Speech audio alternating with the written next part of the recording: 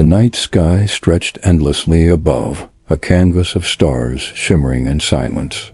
Beneath it, a lone heart whispered, "Why am I here?" This question has haunted humanity since the first dawn of time. It is the silent cry buried in every soul. What is the purpose of my existence? Before we embark on this captivating journey, we would love your support. Hit that like button. Subscribe to our channel. Share this video with others, and turn on notifications to stay updated on our latest stories. By the hand of intention, dripping with divine purpose, the question presses hardest in solitude. In the quiet hours when noise is gone, the whisper rises, "Why me?" Some drown it in gold and pleasure, convincing themselves that possessions silence eternity's cry. But in the darkness of the night, the echo returns, relentless and sharp. Others cover it with philosophy, declaring boldly that life is meaningless. Yet deep within, the human heart refuses to live without meaning. Across centuries, civilizations told stories to explain existence.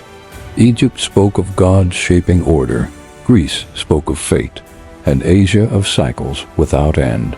But none of these answers healed the ache. They wrapped emptiness in fine language, yet the wound of purpose still bled. Today, technology dazzles us with miracles of invention, yet the same ancient question haunts us. Why were we created? It is a question that binds every human soul together. Rich or poor, powerful or weak, none escape its grip. The soldier before battle feels it burning in his chest. The mother in labor hears it echo through the cries of her child. If God exists, the question deepens. For if he is perfect, lacking nothing, why form creatures at all? Why would eternity bend low to craft fragile dust? Why would infinite power breathe into weakness? The question trembles with holy weight. If God needed nothing, then human existence must hold a meaning beyond survival. The psalmist himself cried, "What is man, that you are mindful of him?" Even Scripture acknowledges the stunning mystery of our worth. But skeptics sharpen their doubts like weapons. If God is complete, he cannot need us, so why create us? The tension pierces both believer and unbeliever alike. Some call humanity a divine treasure, others a cruel experiment. Perhaps the struggle is not only about God's motives. Perhaps it is about whether humans dare believe they truly matter. History bears the same cry in countless tongues. Who am I? Why am I here? Is there more than this fleeting life? Beneath crowns and chains and temples and prisons, the cry remains the same. Humanity's deepest bond is not nationality, but the aching thirst for meaning. The young man on a rooftop whispers it to the night. The widow in her grief asks it in tears unseen. Breath itself feels suspicious without an answer. If existence is random, then joy is hollow and suffering unbearable. But if existence was chosen, then every heartbeat carries eternal weight. Every tear can be gathered, every smile remembered by eternity. Still the suspense lingers. Why risk creating us at all? Why allow fragile beings into a flawless eternity? The skeptic mocks. Perhaps humans are toys of a bored God. The believer trembles. Perhaps humans are treasures of a loving God. Only one can be true, and the weight of that truth changes everything. For what we believe about our origin shapes how we live and how we die. If we are accidents, then hope is a lie. But if we are chosen, then destiny is a promise written in our very breath. This question never fades, no matter how old we grow. It shadows our laughter and deepens our tears.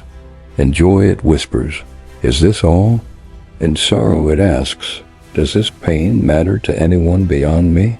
The truth does not lie in human speculation. It rests in divine revelation, a truth unveiled like dawn chasing night away.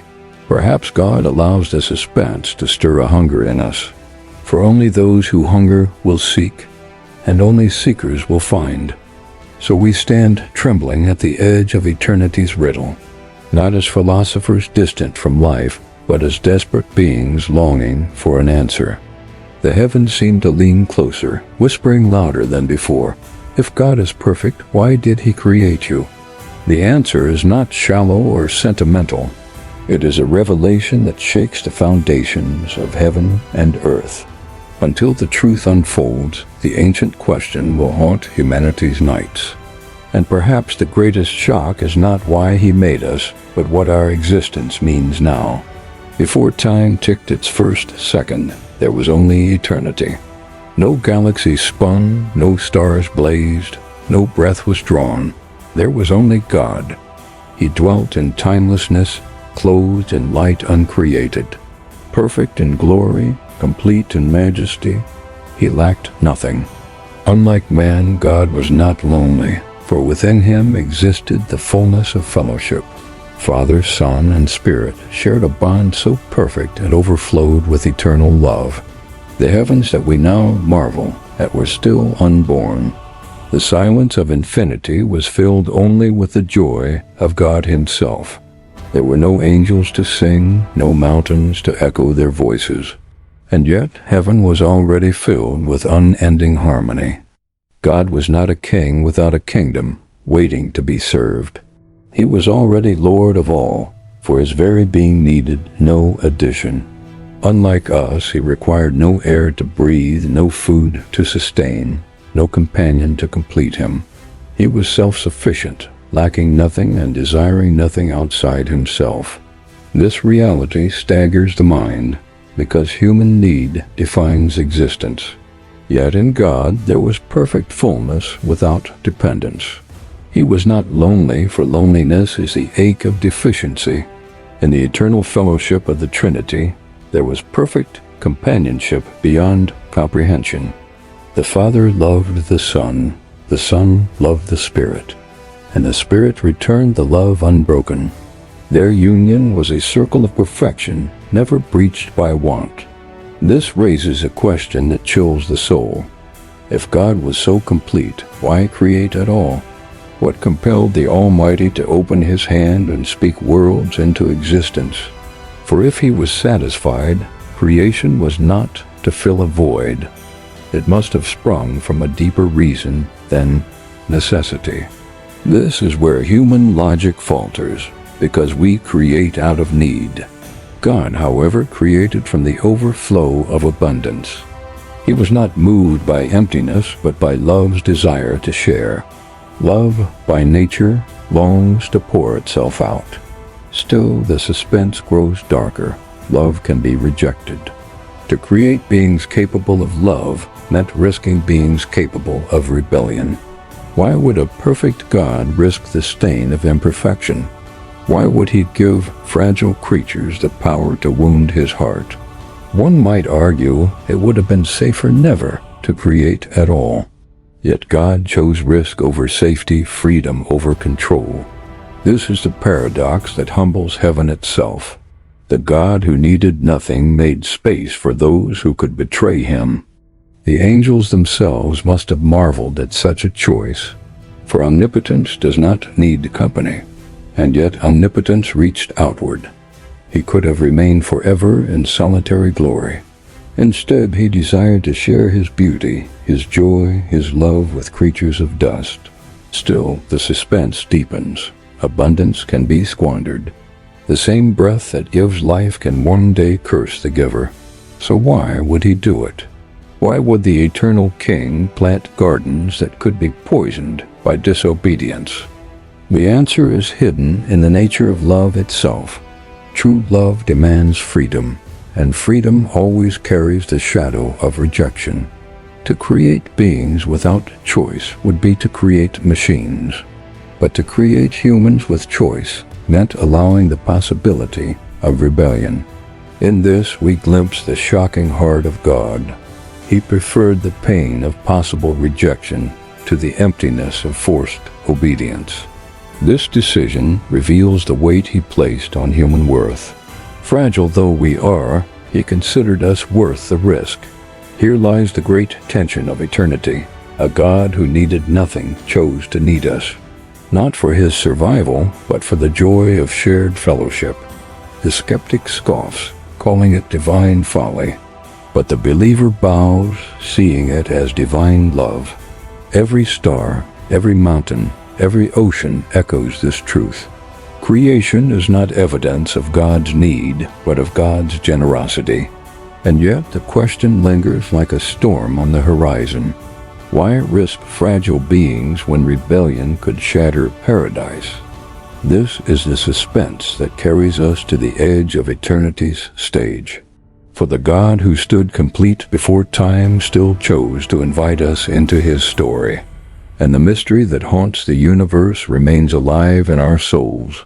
The God who needed nothing risked everything simply so we might know his love. Before the foundation of the world, eternity itself held its breath. A holy council stirred within the courts of heaven. God, perfect in love and overflowing in joy, unveiled a plan hidden in his heart. Creation would spring forth not from lack, but from the abundance of divine affection. The angels gathered in radiant wonder, their voices hushed. The very air of heaven seemed to pulse with anticipation. The Father spoke of forming beings in his own image. The Son nodded with a love that stretched beyond galaxies. The Spirit hovered with quiet power, ready to breathe life where there was only emptiness. Together, the Trinity's perfect harmony overflowed into a new intention. It was not loneliness that stirred God's heart. It was love seeking to share itself with creatures who could freely respond. The angels leaned closer, their wings trembling with awe. This was not a decree of power, but an invitation of intimacy. "Let us make man in our image," the voice of God declared. Words of eternal weight thundered through heaven's chambers. The idea stunned the heavenly hosts. Beings of dust, formed lower than angels, would bear the very likeness of God. It was a love story conceived before time began, a plan not of necessity, but of generosity. Creation itself would become a stage for divine affection. Every star, every mountain, every ocean would echo the heartbeat of God's love. The angels sang in waves of astonishment. The halls of heaven trembled with choruses of joy. Yet woven into this moment of glory was a shadow. For freedom, the essence of true love carried the possibility of rebellion. God's plan was clear: these humans would not be puppets. They would be free to love and free to walk away. The angels marveled, yet a silent question burned among them. Why grant such fragile beings such staggering dignity?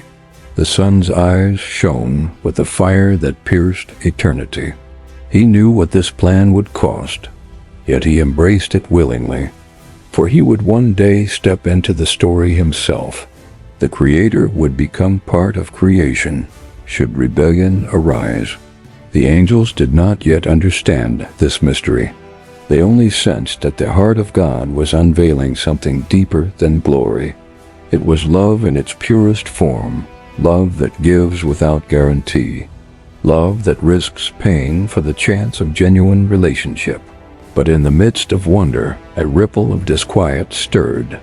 Not every heart in heaven rejoiced. One among the highest angels clenched his pride like a sword. Lucifer, the shining one, bristled at the thought of humans carrying God's image. Why should creatures of dust be so highly honored? Why should frailty receive what perfection had not been promised? His heart twisted with jealousy, a seed that would soon grow dark. Even in heaven's perfection, rebellion whispered its first breath. The other angels did not yet see the storm gathering. Their eyes remained fixed on the dazzling beauty of God's plan. Love was birthing a universe, and awe filled the heavens. The music of creation swelled like an ocean about to break its shores, but beneath the harmony, dissonance quietly brewed. Not everyone agreed with the divine vision. Still, God's intention stood unshaken, for his love story was stronger than the pride of one angel. Heaven had witnessed the announcement of a plan unlike any other, a love so bold it would risk rejection for the chance of true devotion. The council ended with thunderous praise, yet also with hidden tension. The stage of history had been set, and the first conflict had quietly begun. Angels departed with songs upon their lips, yet one angel left with rebellion stirring in his soul. And so the universe leaned forward in suspense. The shocking twist was already written in eternity's script. Creation would be born in love, but war would soon test its foundations, and humanity would stand at the center of both the risk and the reward. In the brilliance of heaven's courts stood one whose beauty dazzled creation. Lucifer, the morning star, shimmered with radiance that reflected the very artistry of God. He was not ordinary among angels, for his voice led choirs that shook the heavens with worship. His position carried honor second only to the throne itself. Yet within that radiant being, a shadow began to stir. A seed of pride nestled quietly where adoration once flowed. The announcement of God's plan for humanity pierced his heart like a thorn. Dust-born creatures would bear the image of God himself. Lucifer could not comprehend such dignity bestowed on fragile clay. To him, it was an insult to his own perfection. Why should beings of flesh receive what celestial glory had not attained? Why should humanity be elevated to share in divine fellowship? His jealousy deepened with every thought. What began as a whisper became a storm in his soul. The throne of God, once his delight, became his obsession. He longed not just to serve, but to ascend. Why should the sun reign supreme? He mused in bitterness. Why should I, the shining one, not sit upon the highest seat? His pride turned admiration into rivalry. His worship became a performance for himself, not for God. The angels around him noticed a shift in his words. Subtle questions dripped like poison from his lips. Is God truly fair to exalt creatures of dust? He asked. Do we not deserve greater honor than they? The seeds of cosmic jealousy spread quickly. Confusion touched the hearts of those who once sang with pure devotion. Lucifer painted humanity as undeserving and weak. In his eyes, they were intruders into glory. The rebellion in the shadows was not against humans directly, but against the God who loved them. Yet humanity became the battlefield for his rage. The great controversy was no longer a distant concept, it was a living reality. At its center stood fragile man, chosen to reveal God's love. Lucifer's pride blinded him to the generosity of the Creator. He could see only the insult of love extended to another. He whispered lies about God's motives. Perhaps he withholds greater glory from us as well, he suggested. Doubt spread like wildfire through angelic minds. Was God's love as pure as he claimed? The universe entered a tension it had never known. Harmony trembled on the edge of chaos. Lucifer rallied those willing to question divine justice. He framed his rebellion as a quest for freedom. But beneath the mask of liberty was envy, burning hotter than the stars. He could not bear to see humans lifted where he believed he should stand. The shocking twist emerges here. Humanity had not yet been created, yet already a war was brewing over them. They were the prize, and they were the excuse. This raises the haunting question, were we created as pawns in a war we never began? Or were we created as proof of God's uncheckable love? Lucifer framed humans as weak links in God's plan, but God saw them as children worth every sacrifice. The rebellion sharpened, and heaven's peace fractured. The once perfect angel became the adversary, Satan, the accuser of God's love. What had begun in secret shadows now threatened the very order of creation. Heaven itself stood divided between loyalty and pride. Lucifer's fall was not sudden lightning, but gradual corrosion. Step by step, admiration turned to ambition, and ambition to open defiance. The angels who resisted him clung to the goodness of God, but those swayed by jealousy found themselves entangled in his lies. The controversy now demanded resolution.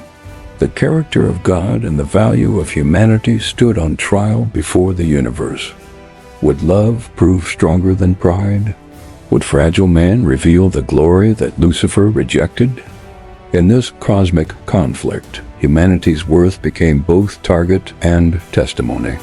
For in them, God would display his love in ways no angel had ever seen. And so the stage was set for war, not of swords alone, but of truth and lies, love and rebellion. At its center stood the question that still haunts us. Why did God give us such worth? The rebellion in the shadows was not just Lucifer's fall. It was the beginning of a story where every human life became eternally significant. And as the angels watched, the universe leaned forward in suspense. For what began as pride in one heart would soon ripple across all of creation. The garden was silent, wrapped in the fragrance of untouched earth. Rivers flowed with crystal clarity, waiting for the one who would name them. Upon the ground lay a form of clay, carefully shaped by divine hands. Every curve, every detail, carried the imprint of the Creator's artistry. This was no accident of dust scattered by wind. It was a deliberate masterpiece, sculpted with infinite care. The angels watched in awe-struck silence from the edges of heaven. They had seen stars ignited and galaxies stretched, but this was different. For the Almighty did not simply speak this creation into existence. He stooped low, lowering himself to the level of dust. The Eternal One knelt before the lifeless form he had crafted. His hands pressed into the clay as though cherishing fragile treasure. No throne, no crown, no scepter separated him from this moment. The God of glory bent close enough to touch the ground. And then, in a breath that shook eternity, he exhaled into the form. The dust inhaled divinity, and life entered what once was nothing. A heartbeat thundered in the silence. Eyes opened where none had been before, blinking in wonder at the light. The first human sat upright, his chest rising with the rhythm of life. Breath filled his lungs, carrying the whisper of God himself.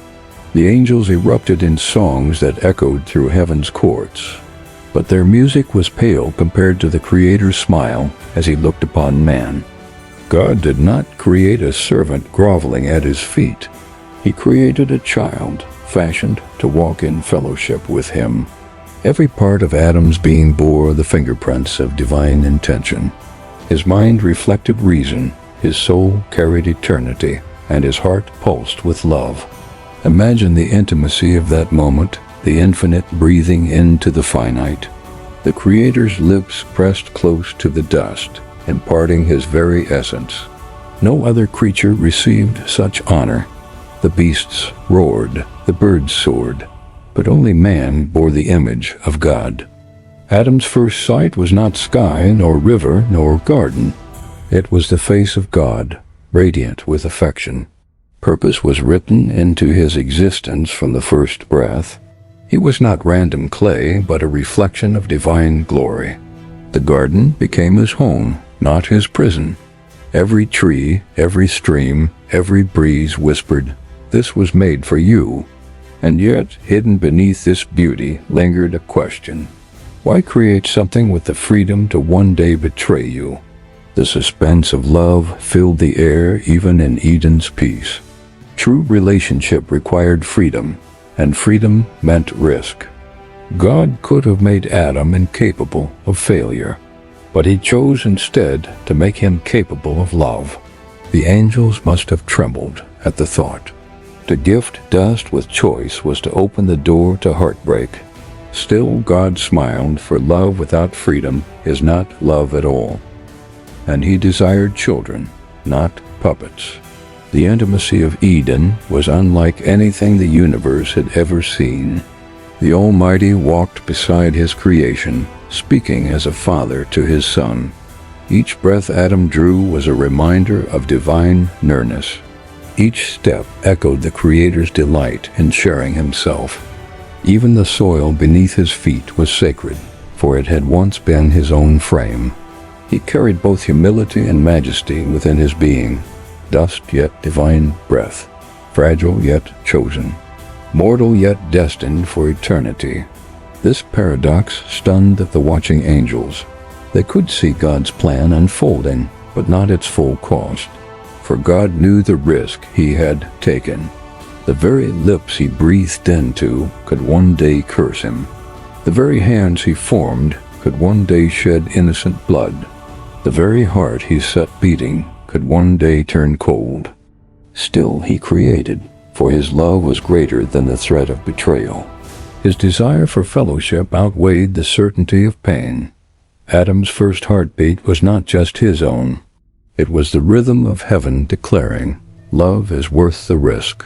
And so the man of dust stood clothed in divine purpose. The story of humanity had begun with intimacy and suspense intertwined. The garden pulsed with life, every tree heavy with promise, every breeze whispering peace. Eden was not just beautiful, it was flawless, a mirror of God's intention for humanity. In this paradise, man and woman walked hand in hand with their Creator. Freedom was their crown, love their inheritance, and trust their foundation.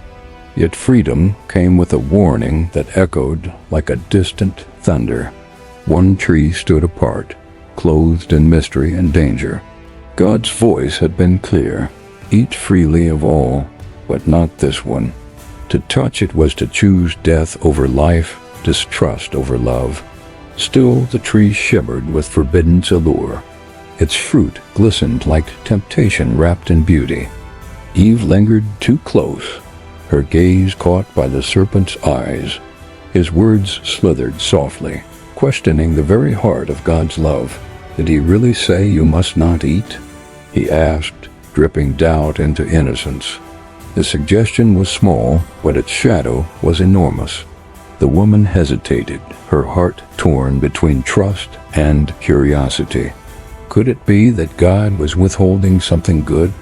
The fruit seemed harmless, even delightful. The serpent painted it as the key to wisdom, the path to being like God.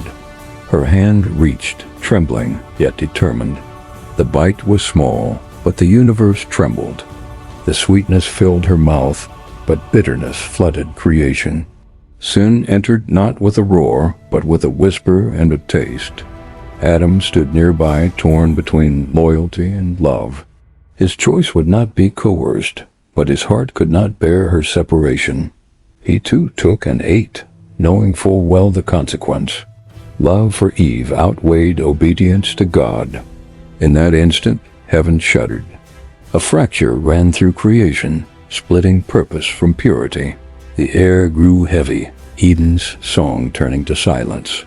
Shame rushed in where innocence had dwelt. They looked at one another and for the first time felt naked.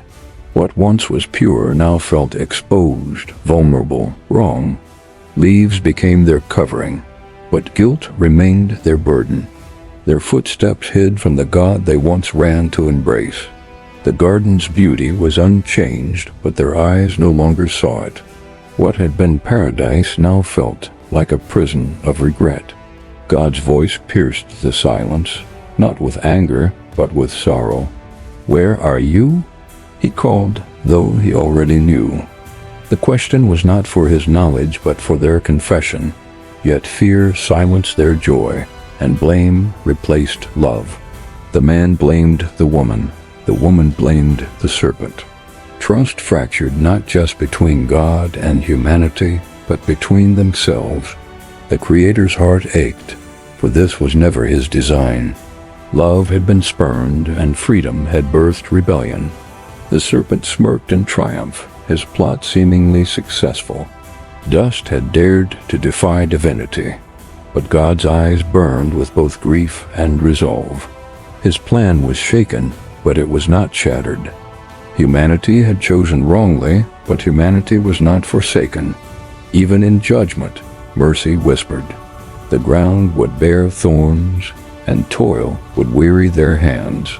Yet grace promised redemption beyond the curse. The garden's gates closed, guarded by flaming swords.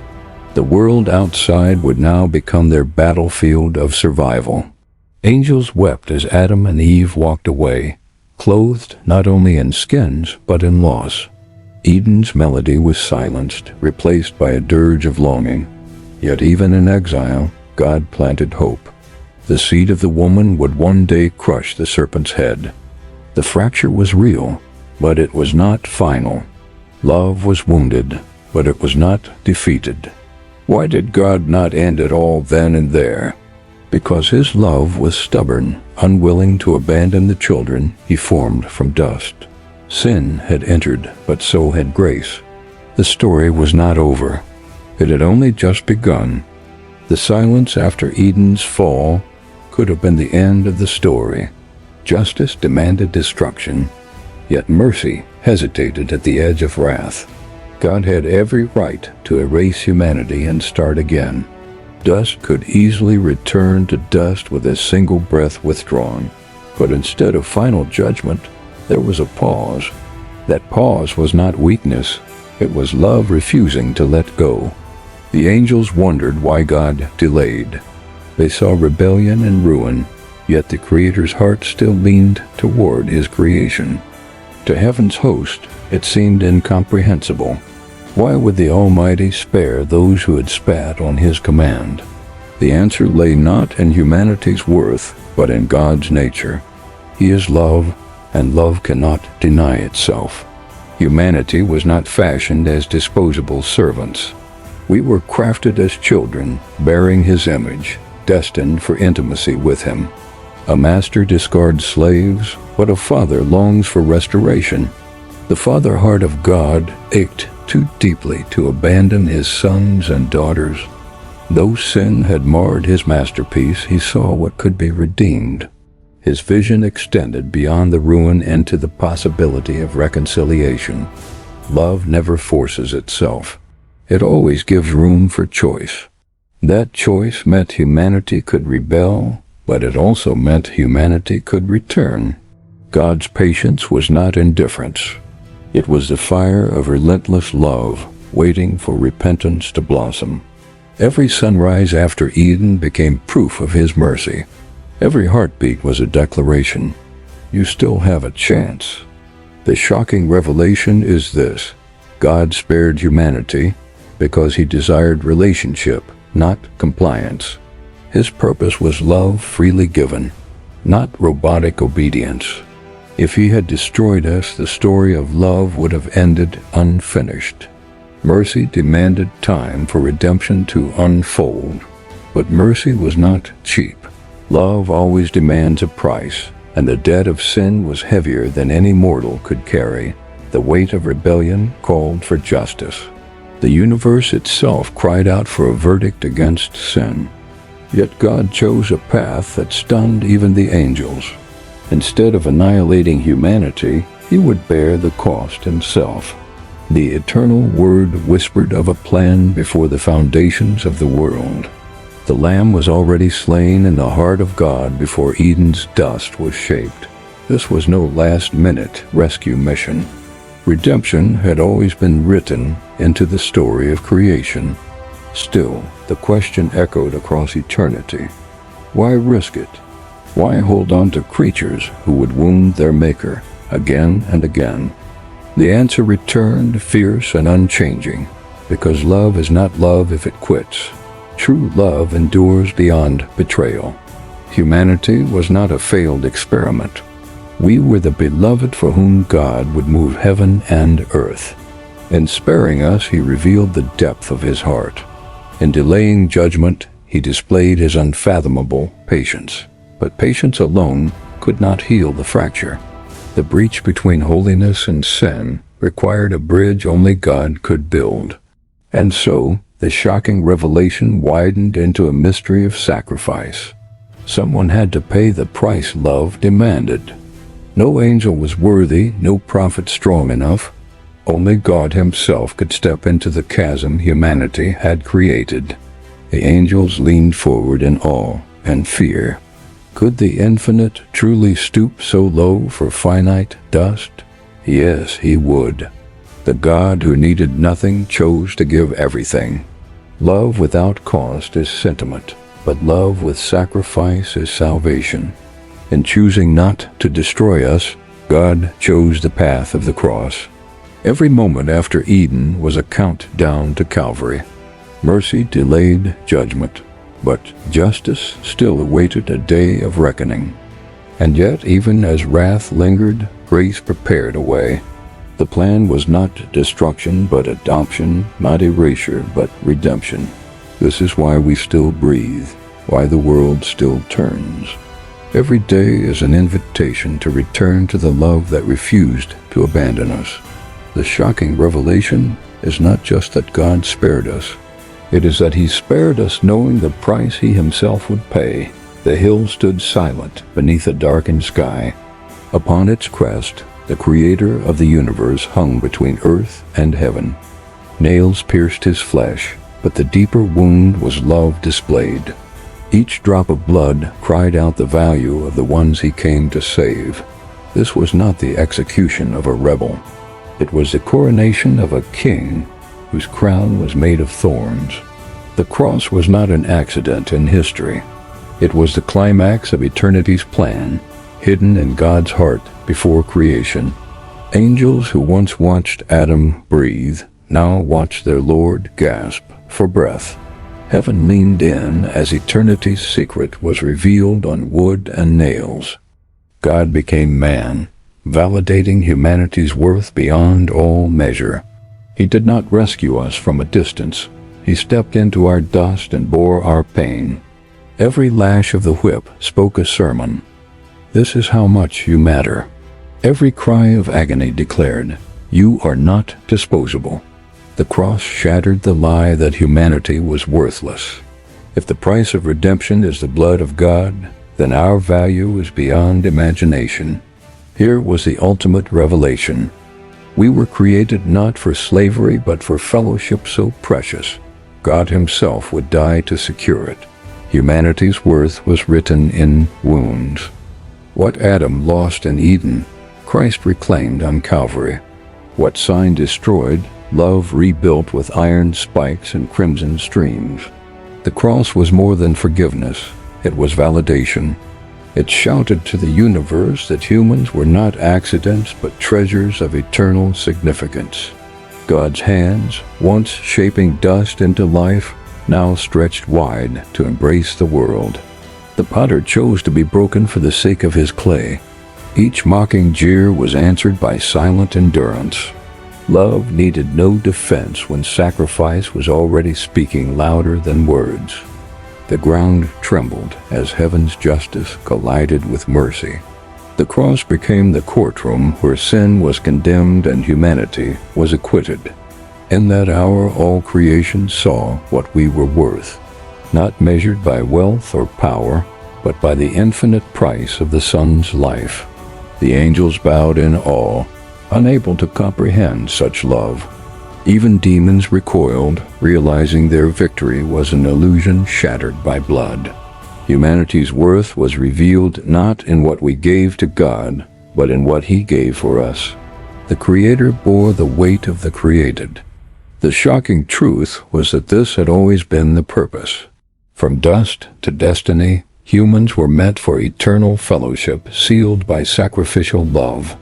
The cross proved we were never abandoned experiments. We were beloved children whose homecoming cost everything. Yet love that great carries suspenseful weight. If this is why we were created, what happens if we reject it? What happens if the bloodshed is ignored, the gift spurned, the sacrifice dismissed? The value remains, but the fellowship is lost forever. The cross reveals worth, but it also demands a choice. Will we embrace the one who died for us or turn away into eternal loss? Love can never be forced, even at such a price. The same arms stretched wide on the cross, will not drag anyone unwilling into his embrace. The suspense lingers. Will humanity accept its worth or deny it? The cross leaves no neutral ground, only response. For those who believe, it is life, hope, and belonging. For those who refuse, it becomes a witness against the tragedy of rejection. Eden's dust was meant to live in eternal fellowship, and Calvary's blood secured the way. Nothing else can define our purpose or value. God's descent into suffering was humanity's exaltation. The cross crowned us with dignity, even while it crowned him with thorns. This is the climax of all history. God dying not because he needed us, but because he wanted us. Love measured itself in blood and declared humanity priceless. Every scar on his body is a reminder that we were worth the sacrifice. Every empty tombstone shouts that death itself could not cancel that worth.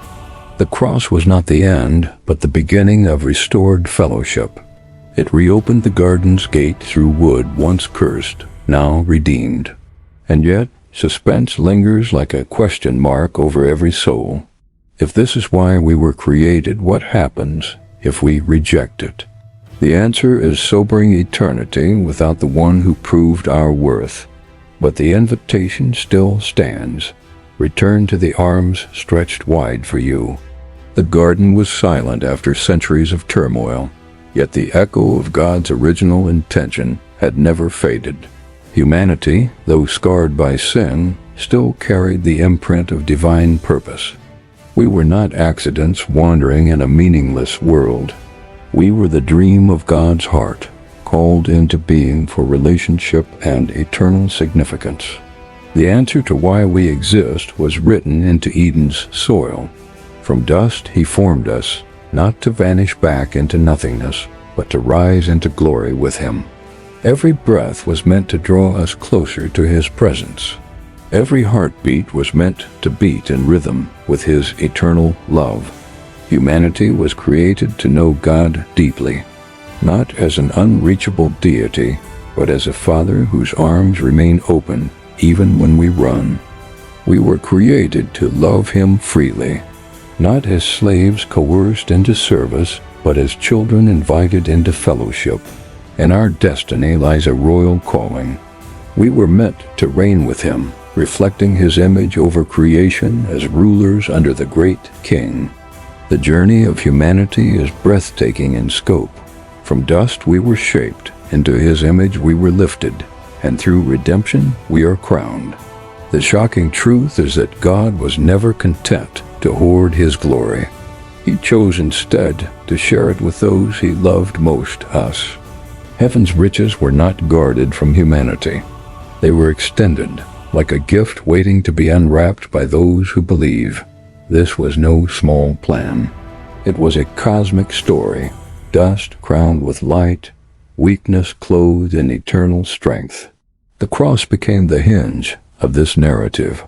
It restored what was broken and reopened the door to the destiny God had declared. Through Christ, humanity is no longer castaway. We are redeemed royalty, seated with him in heavenly places. Even the angels marvel at this truth. For it was not to them, but to us that God gave the promise of sharing his throne.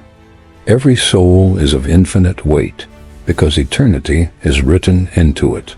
To dismiss a life is to underestimate the glory God intended for it. This is why love matters. It is the echo of our purpose, the language of heaven, the currency of eternity. Our destiny was never survival alone. It was glory, fellowship, and dominion under the loving reign of God. To know God is to discover ourselves. To love him is to awaken to the reason we exist.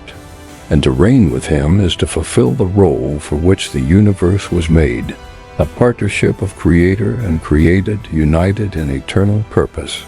This is the great narrative, dust to image, image to redemption, redemption to royalty. Humanity is the proof of God's love and the vessel of his glory. The story does not end with Eden's failure. It concludes with heaven's triumph and a kingdom that has no end. Every life matters in this story. Every single person carries the possibility of eternal fellowship with God, or the tragedy of rejecting it. This is the real weight of existence. Every decision is a step toward destiny or away from it. God does not force our place in His plan. Love cannot be coerced. It must be chosen, and so destiny is offered, not demanded. Yet the offer is staggering: to share the glory of the Almighty, to sit with Him in everlasting reign. The Creator's throne becomes the children's inheritance. The question is not whether we have a purpose. The question is whether we will embrace it or trade it for fleeting dust. What profit is it if we gain the world, but lose the glory we were created to share? What tragedy if eternity knocks and we never answer? Our true purpose is both gift and calling. It is grace given, yet it demands surrender to the one who authored our being. The cross proves our worth, but destiny asks for our choice. Will we live for the glory that lasts, or for the shadows that fade? Every sunrise whispers of our calling. Every star in the night sky points to a God who created us to shine with Him forever. We are not too broken, not too lost, not too small for this destiny. Redemption restores, lifts, and crowns the very lives sin sought to destroy. The final answer is this: we were created to know God, to love Him, and to reign with Him in everlasting glory. This is our identity, our purpose, our destiny. But the weight of this truth presses a final question into our hearts. If God created us for this glory, will we live for it or let it slip away? If this moved you, please like, share, and subscribe. That's the only way you can help us. Keep telling the truth that saves.